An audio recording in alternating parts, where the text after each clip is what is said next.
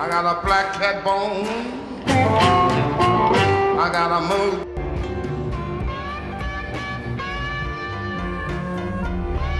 And they did not have his champagne. They went out and brought him some Asti Spumante. And he would not go on stage until he got his champagne. You'll never believe what really happened to Muddy Waters. He wasn't just the king of Chicago blues. He was a man caught in a system that robbed him blind, and he knew it. The Chesses were immigrants from Poland. The artists were, most of them were immigrants from the South. They wanted to make money, as immigrants do. They wanted a better life. From flat fees at chess records that stole his royalties, to inflated debts that kept his account in the red even decades later. $56,000 in the negative while his music was still making money. It's amazing that this is black music. There weren't any black entrepreneurs in it. We had the best music, and we gave the best parties. I mean, it was the best. To being signed as an employee for hire, which stripped him of ownership. And when he finally spoke up with a lawsuit in 1977, it was already too late. He gave the world his soul. But what did he get in return? Nothing but silence, and a secret he never wanted anyone to know. Muddy Waters was a famous American blues musician. He was born McKinley Morganfield in 1913 in Mississippi. Muddy Waters is often called the father of modern Chicago blues. His music helped shape the sound of blues and rock music. I got a black cat bone. Muddy grew up in the Mississippi Delta, a place where blues music was very popular. He started playing guitar and singing when he was young. He learned from other blues musicians and created his own style. In the 1940s, Muddy moved to Chicago. There, he began to use electric guitar, which made his sound louder and more exciting. The Chesses were immigrants from Poland. The artists were, most of them were immigrants from the South. They wanted to make money, as immigrants do. They wanted a better life. His music was powerful and full of feeling. Songs like Hoochie Coochie Man, Got My Mojo Working, and Manish Boy became very famous. Muddy Waters' music inspired many other musicians, including rock legends like the Rolling Stones and Eric Clapton. It was a different sound. The world loved something different. But even though Muddy Waters was popular and his music sold well, he didn't get the money he deserved. Chess Records paid him a flat fee for each song he recorded, and he did not get paid for how many records were sold. This meant he only got a one-time payment, no matter how many people bought his music later.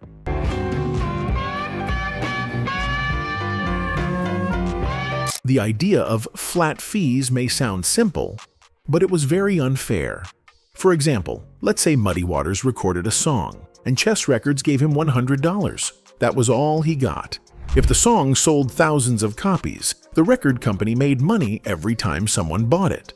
But Muddy Waters didn't. He didn't earn anything from those sales. That is what is called not getting royalties. Royalties are payments artists get when their songs are sold or played. Because of the way Chess Records set up the deals, artists like Muddy Waters missed out on a lot of money they should have gotten. It's amazing that this is black music. There weren't any black entrepreneurs. But that's not all. The record label also said that Muddy Waters owed them money. They claimed that it cost them a lot to make and promote the records. These were called production costs. But many of these costs were made up or too high. The label would tell artists like Muddy Waters that they were in debt. Even if their music sold well, the company would say they still hadn't made enough to cover their debts. This was one way to avoid paying them more money. In fact, even in 1986, many years after Muddy Waters had made his biggest songs, the record label claimed he still owed them $56,000.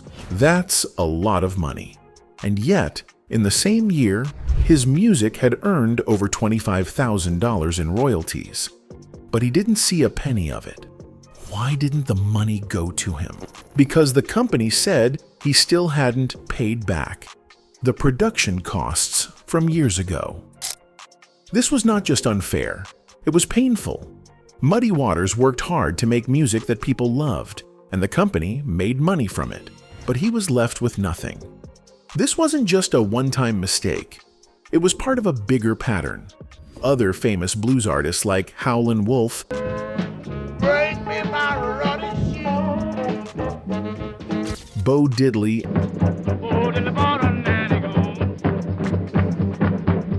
and Buddy Guy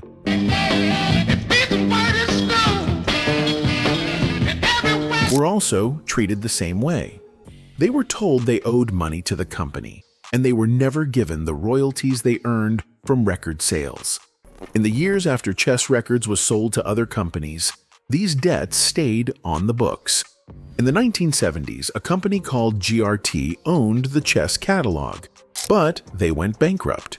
Then, from 1974 to 1985, another company called Sugar Hill owned it. During those years, no one fixed the royalty problems. When MCA bought Chess in 1985, they got the same records from Sugar Hill. These records said the artists still hadn't made any money from their music, even though people had been buying and listening to it for years.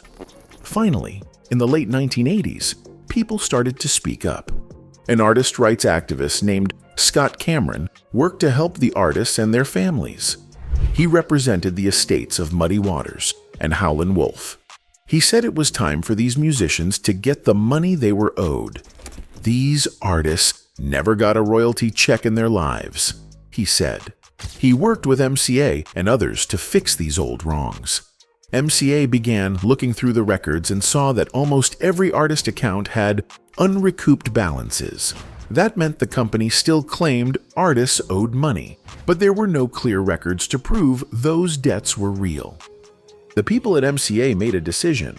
They believed that artists like Muddy Waters deserved to be paid, even if the old contract said otherwise. Bruce Resnikoff, a vice president at MCA, said that Muddy Waters and others had made music that was very important to American history. The business. We had the best music, and we gave the best parties. It was... Their music helped create rock and roll and shaped how music sounded around the world.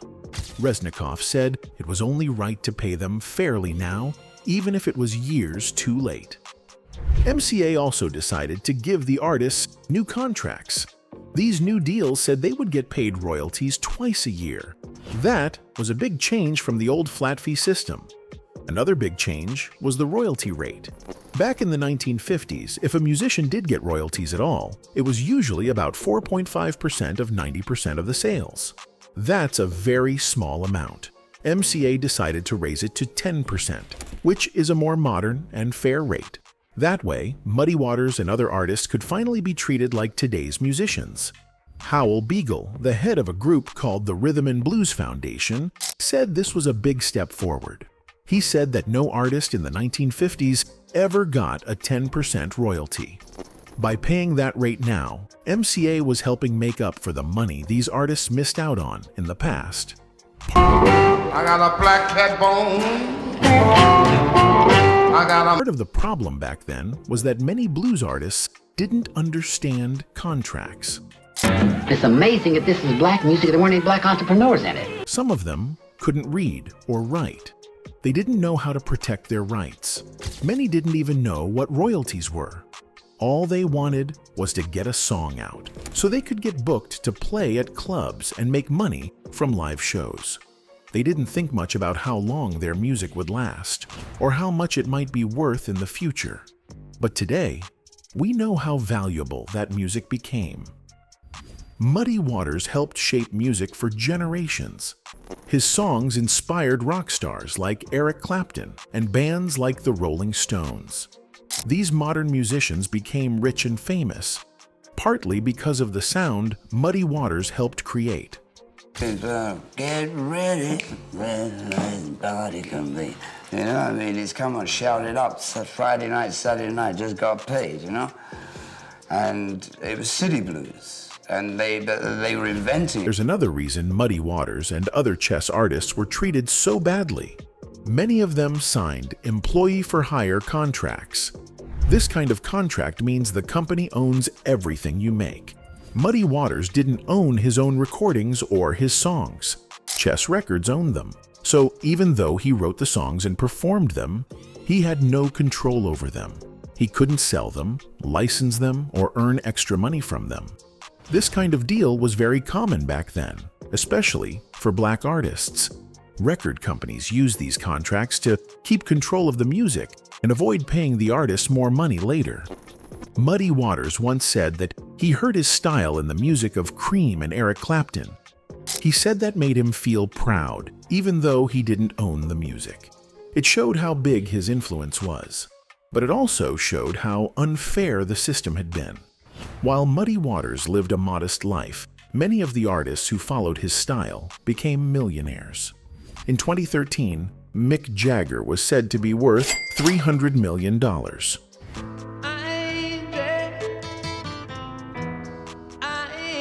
Eric Clapton had $245 million.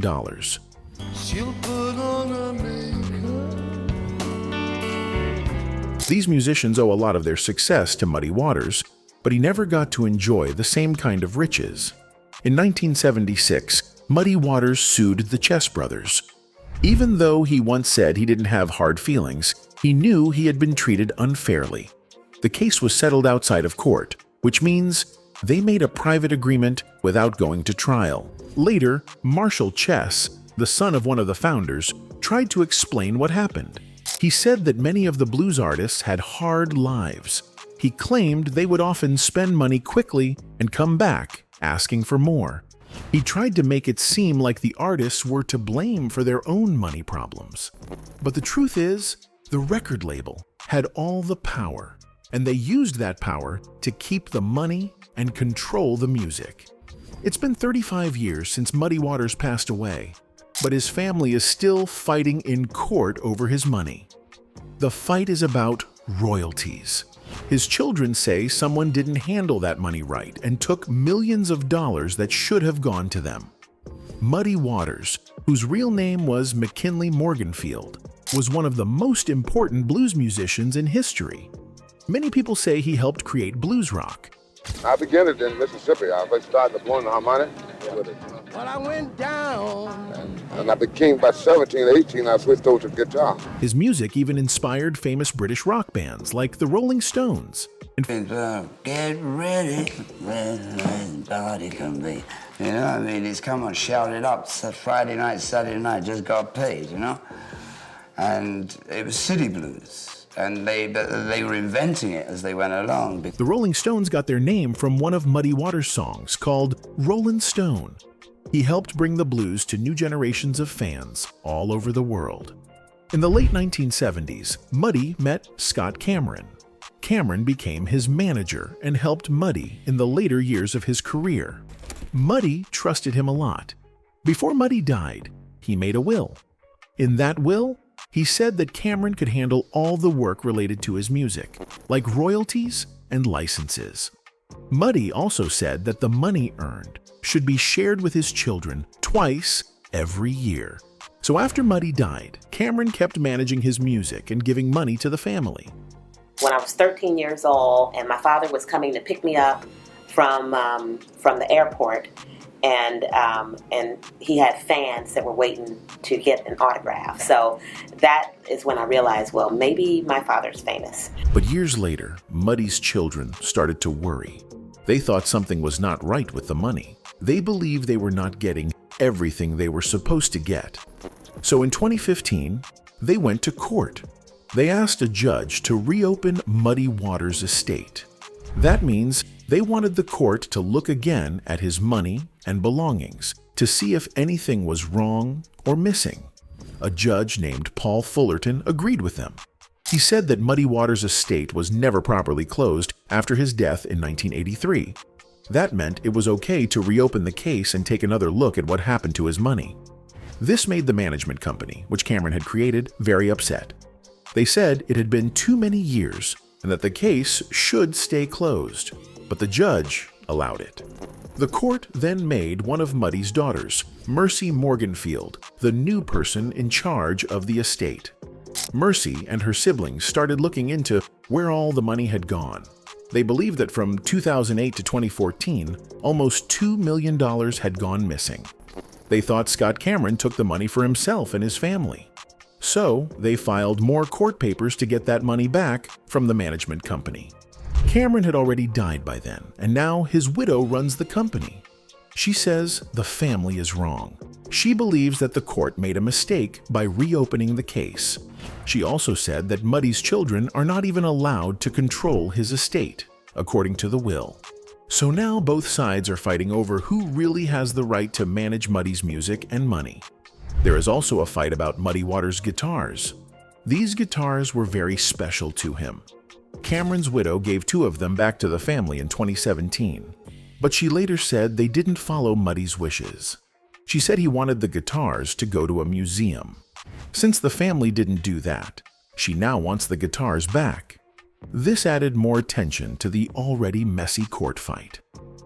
Besides the court drama, it's important to understand that Muddy Waters' life was not always easy. Even though he was a music legend, he went through hard times.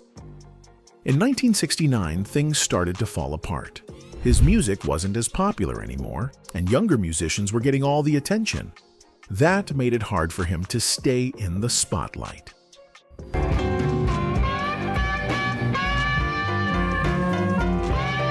During this time, something very sad happened. Leonard Chess, the founder of Chess Records, the company that helped make Muddy famous, died suddenly from a heart attack while driving.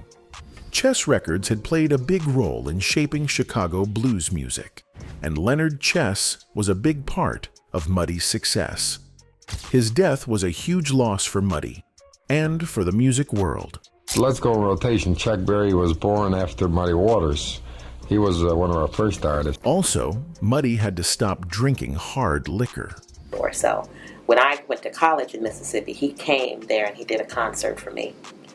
And that was in Greenville, Mississippi. And they did not have his champagne. They went out and brought him some Ospe Spumante. And he would not go on stage until he got his champagne. His favorite drink was champagne, but doctors told him he had high blood pressure and needed to stop drinking alcohol. This was another hard thing he had to deal with during that time. Stage. So when he got very sick, they would Marva, my stepmother, would hide all the champagne, and I would go sneak in the wine. What do you call it? The little closet. What do you call those little things where you put all the wine? Wine cellars. I would go sneak in the wine cellar and get him bottles of champagne. His band was also changing. His piano player, Otis Spann, had been with him for 17 years. Spann was one of the best blues piano players in Chicago, but he left the band. Losing such an important band member was another big setback for Muddy.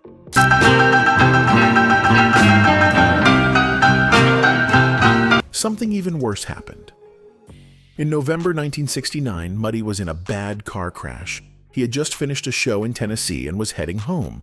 Another car crashed into his car head-on. Muddy's driver and 2 people in the other car died. Muddy survived but was badly hurt. He broke 3 ribs, injured his hip and back, and could not walk without a cane for a long time. His hands were so swollen and numb that he couldn't even play his guitar. But Muddy Waters was strong. After 2 months in the hospital, he slowly got better. During the 1970s, he made a big comeback. His music got bold again, and people started paying attention to him once more. He worked with younger artists and proved he still had something special. He earned awards, played big concerts, and reminded everyone why he was called the King of the Blues. Even though he died in 1983, Muddy Waters left behind a big legacy. Although Muddy Waters was one of the most famous blues musicians in the world, not everyone liked what he did on stage. Some people thought he played too loud.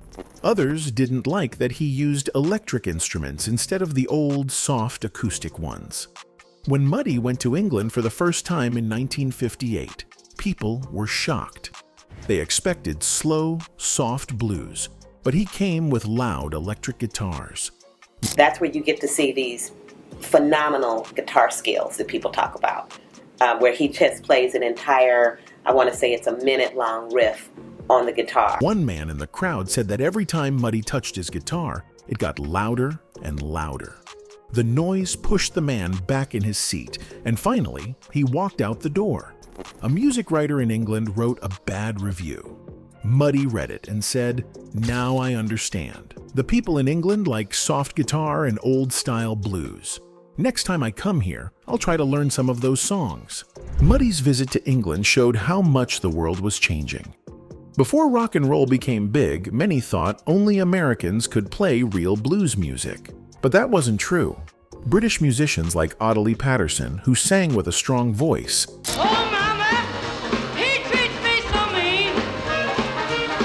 and bands like Chris Barber's group,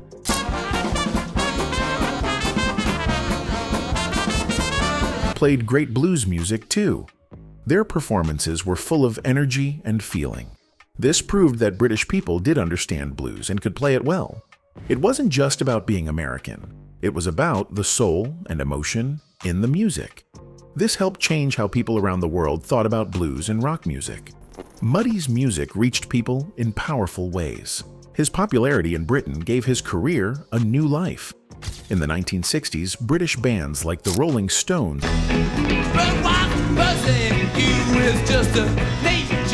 and Led Zeppelin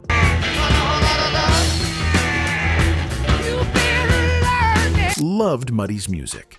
They helped make him famous again by telling people in America how great he was. A whole new group of young fans discovered his songs. It was like giving him a second chance. British rock bands helped America remember its own music heroes. Without Muddy Waters, some of the biggest rock bands might not have become famous. In the blues world, though, competition was strong. One of his biggest rivals was another blues legend, Howlin' Wolf. At first, they were friendly.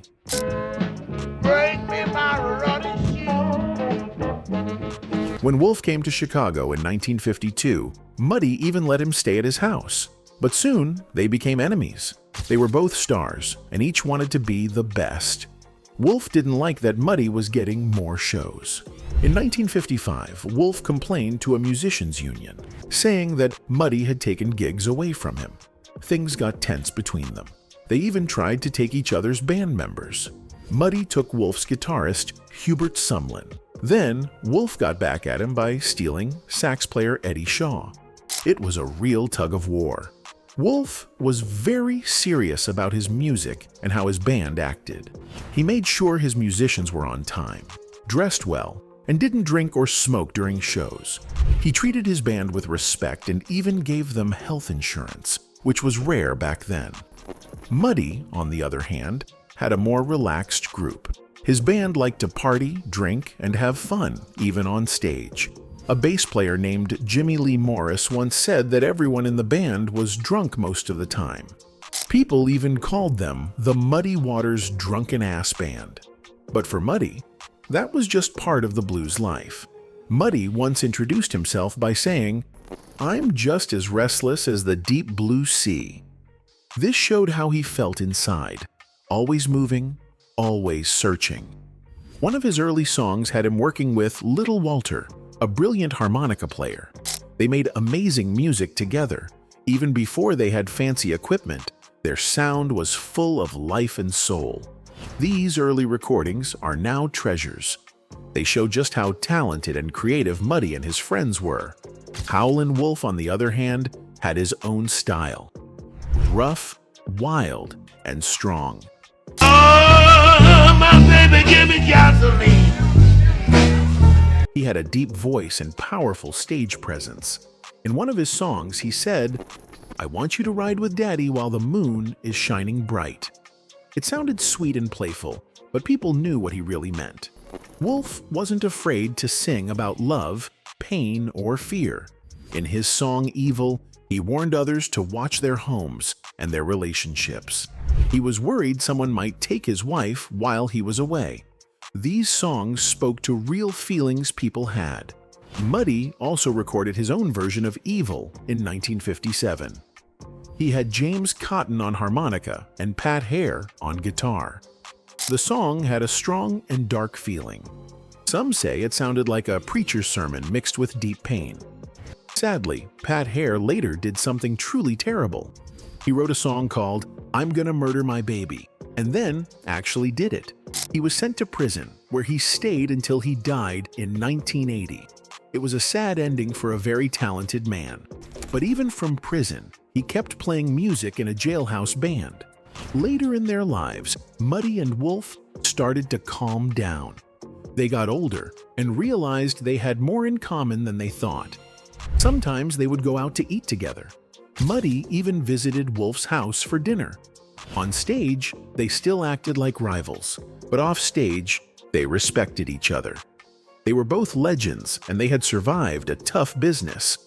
Their friendship grew in their final years, showing that even the fiercest enemies can become friends.